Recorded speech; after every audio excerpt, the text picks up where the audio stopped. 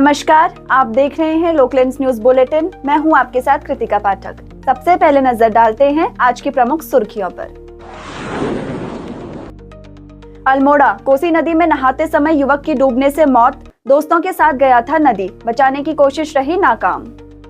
अल्मोड़ा जिला न्यायालय को फिर मिली बम से उड़ाने की धमकी।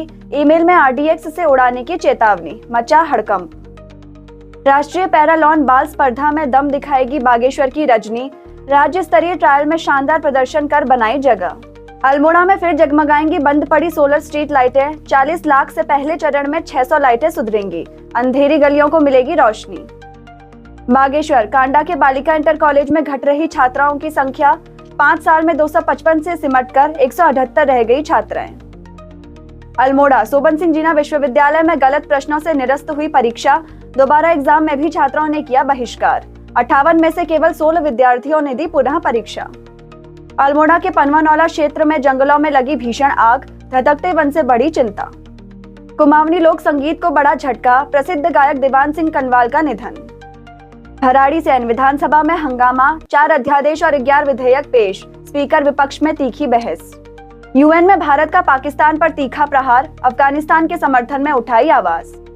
पश्चिम एशिया तनाव का असर। देश में वाणिज्यिक LPG संकट। होटल रेस्टोरेंट बंद होने की कगार पर।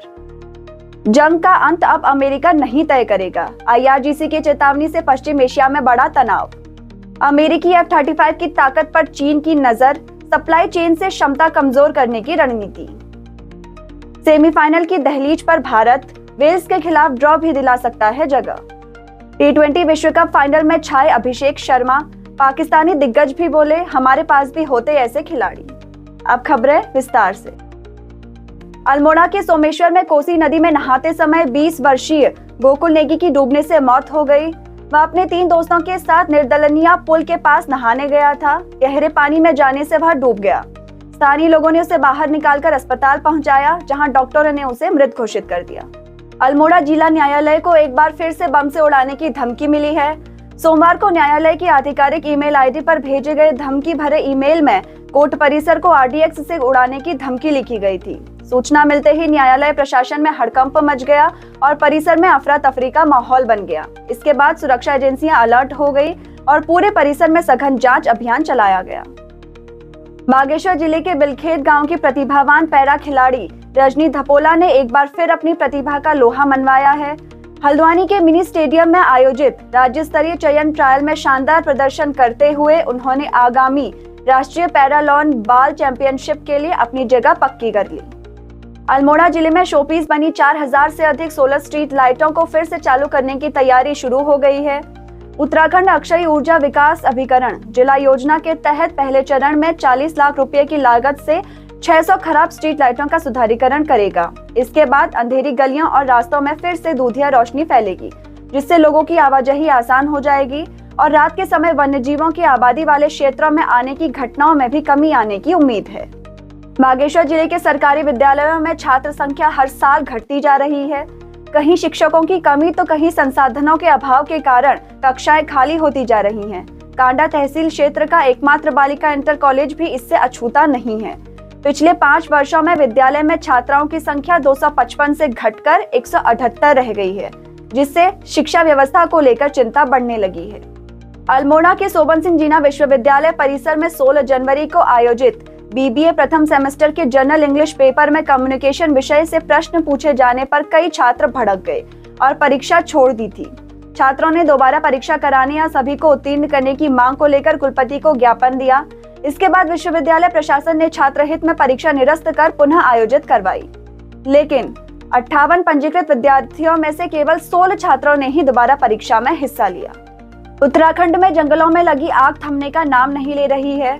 प्रदेश के कई इलाकों की तरह अल्मोड़ा जिले के पनवानौला क्षेत्र के जंगलों में भी भीषण आग देखने को मिली।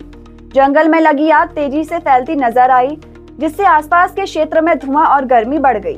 स्थानीय लोगों के अनुसार आग लगातार फैल रही है और वन संपदा को नुकसान पहुंचने की आशंका जताई जा रही है। उत्तराखंड के प्रसिद्ध कुमाऊनी लोक गायक और कलाकार दीवान सिंह कनवाल का निधन हो गया है। उन्होंने पिछले करीब 40 वर्षों तक कुमाऊनी लोक संगीत को अपनी मधुर आवाज से समृद्ध किया। उनके गीतों में पहाड़ की संस्कृति, परंपरा और भावनाओं की झलक दिखती थी। दादी नानी की यादों से लेकर युवाओं के उत्साह तक उनके गीत हर पीढ़ी के दिलों में बसते थे। उनके निधन से उत्तराखंड की सांस्कृतिक दुनिया में शोक की लहर है। यूनाइटेड नेशंस सिक्योरिटी काउंसिल में अफगानिस्तान के हालात पर हुई बैठक में इंडिया ने पाकिस्तान के पाखंड को उजागर करते हुए उसे फटकार लगाई और अफगानिस्तान का खुलकर समर्थन किया। भारत ने मानवीय संकट, सीमा पर हिंसा और व्यापार प्रतिबंधों पर चिंता जताई।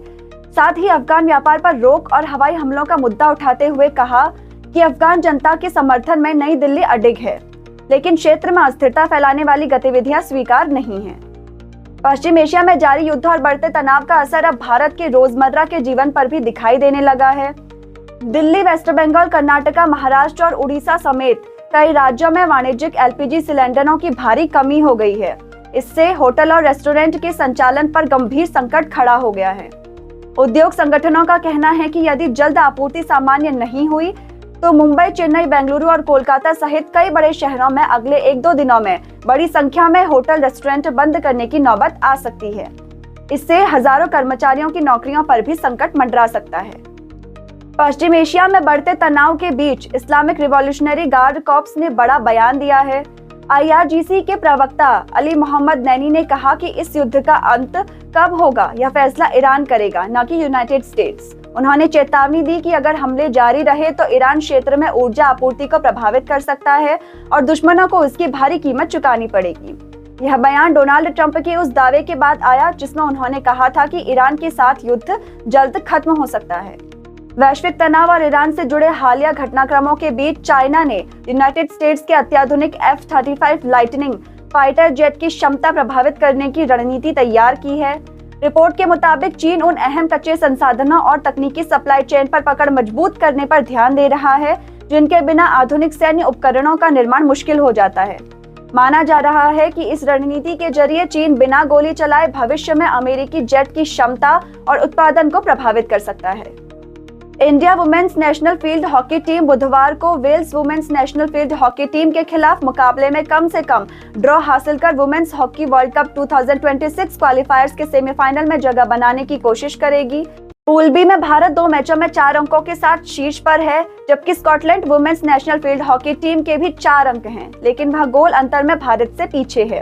जीत या ड्रॉ से भारतीय टीम की सेमीफाइनल की राह लगभग तय हो सकती है।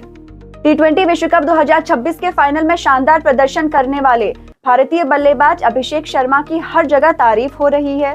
पाकिस्तान के पूर्व क्रिकेटर बासित अली ने भी उनकी जमकर सराहना की और कहा कि काश पाकिस्तान टीम के पास भी उनके जैसे 2-3 खिलाड़ी होते।